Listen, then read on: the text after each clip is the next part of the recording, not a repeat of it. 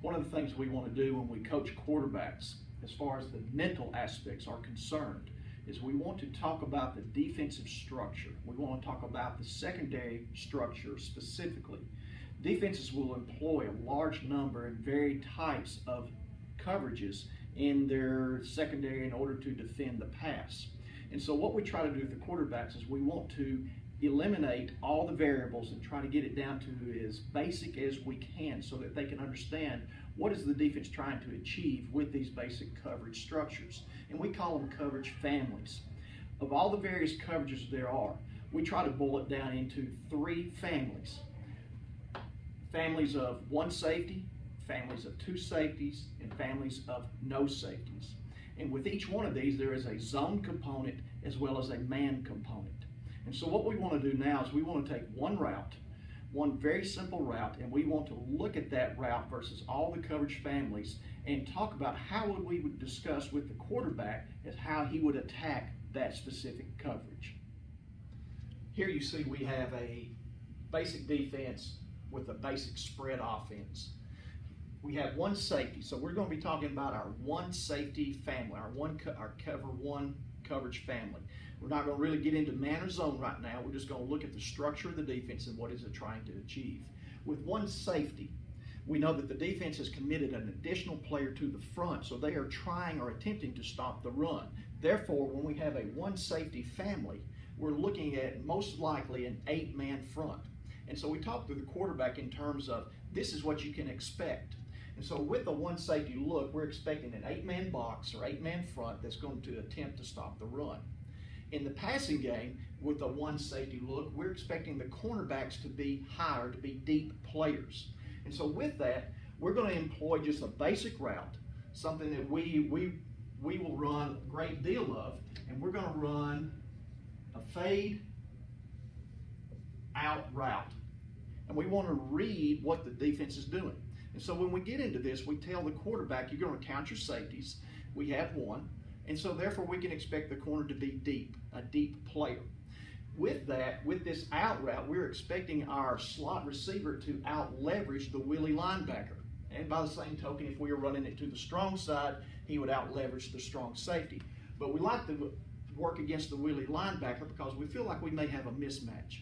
So in talking to the quarterback about this, we tell him in this route concept, one of the things that we're looking to do is, again, run deep and go short. And so we're trying to high-low this tube, this defensive tube on this side of the field.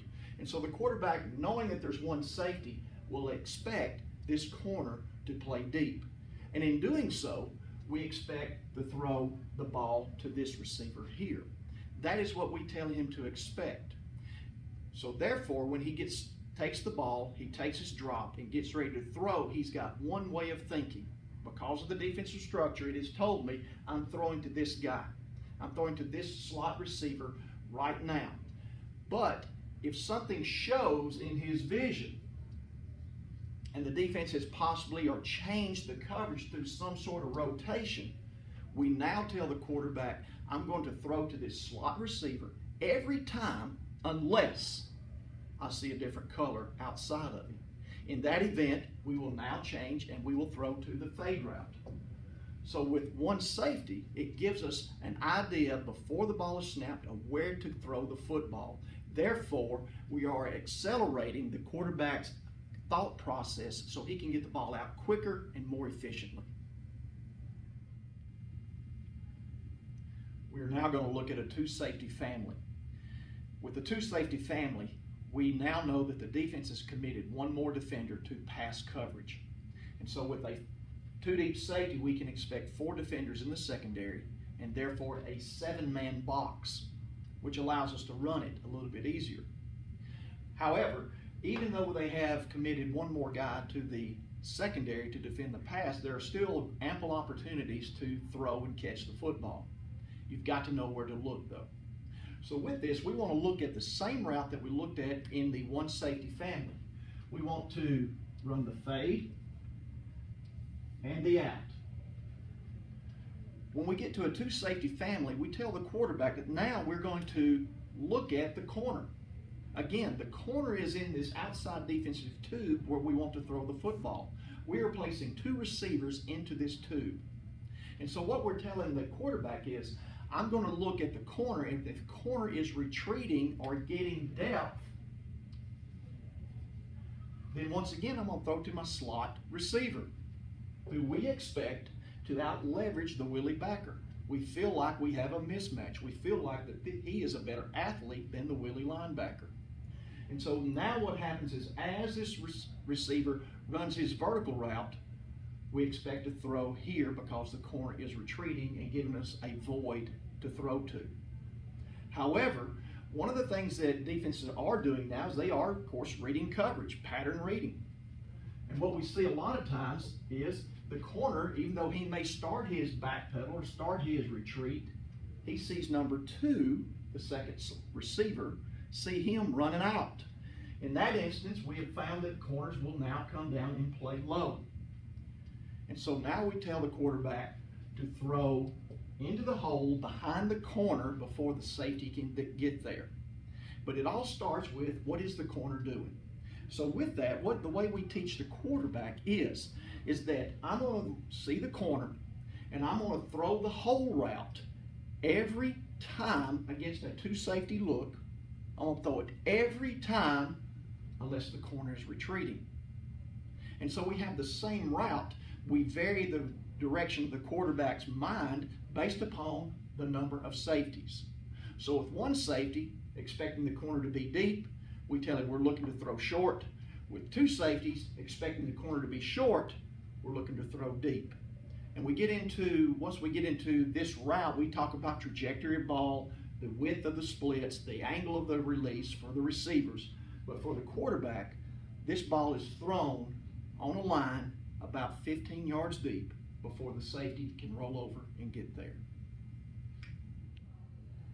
Our last coverage family is cover 0.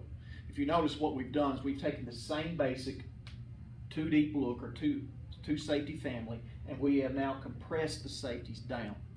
This is one of the things that we coach quarterbacks to look for. We coach them to look for the stack of the secondary and linebacker. Whenever you have a stacked linebacker with a secondary defender, that usually means that it's a blitz look, especially when you have no safeties.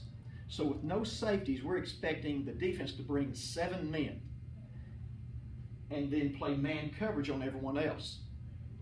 One of the things that comes from this discussing of the coverage families is we understand protection. So with 1 safety, we know how many men we have to protect versus how many rushers. Versus 2 safeties, we know how many men we have versus the defense potential rushers. And versus no safeties, we understand that in this instance, they're going to bring 7. We have 6 blockers. And this is something that we coach the quarterbacks to understand, that it sends off an alarm. Red lights go off. They understand that when there are no safeties, blitz is coming. And so we have got to get rid of the football. When we talk to the quarterbacks about the 0 family, one of the things that we tell them is that we always want to throw the ball to the receiver running away from coverage.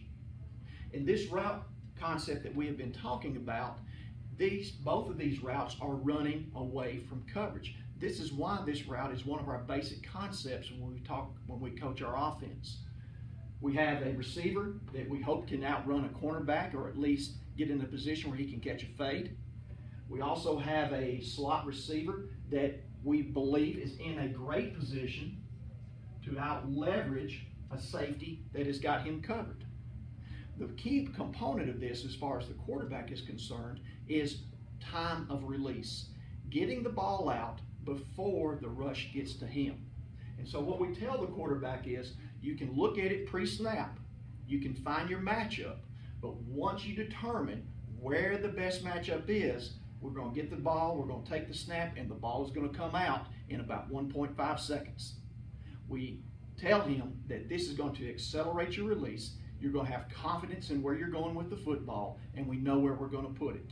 And so we talk to the quarterback about the fact that in a 0 safety look, the coverage is always going to be inside leveraged because the shortest throw is going to be to the middle of the field. And so the defense wants to stop that, and they want to force the long throw. We're willing to do that.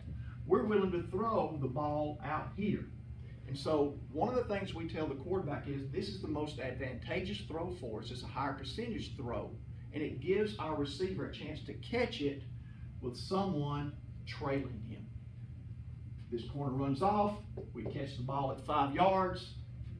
He becomes the escort block for him, and we're down the sideline, and we're scoring touchdowns. What we have covered here is we've covered coverage families in the secondary, how they affect the defense, the defensive front structure, as well as the back end, the pass structure. We looked at cover one safety, not necessarily man or zone, but one safety, 2 safety family, and then 0 safeties. What we presented here in this video is just a basic look at something that is very simple, very easy for quarterbacks to understand. As we get at more advanced quarterbacks, what we look at is how can the defense change from a 1 safety look to a 2 safety, and then vice versa, from 2 to 1. And then how all of these coverage can go to a 0 safety look before the snap. And so we take the quarterback, and as we progress through what the coverage families are, we want to look at how they can morph or how they can change post-snap. This is where quarterbacks have issues at times. But we want to coach the quarterback so that it's not a big thing. We give them 1 or 2 things to look at, and then after the snap, we know where we're looking, we know how the coverage can change from one to the other, and we're confident in where we're going with the football. The advanced quarterbacks look at this not only as a coverage ideas, but they also understand what the front is trying to do. And they understand how many people are potential rushers. And so this gives them a great opportunity to speed up their thought process and make them a more efficient quarterback.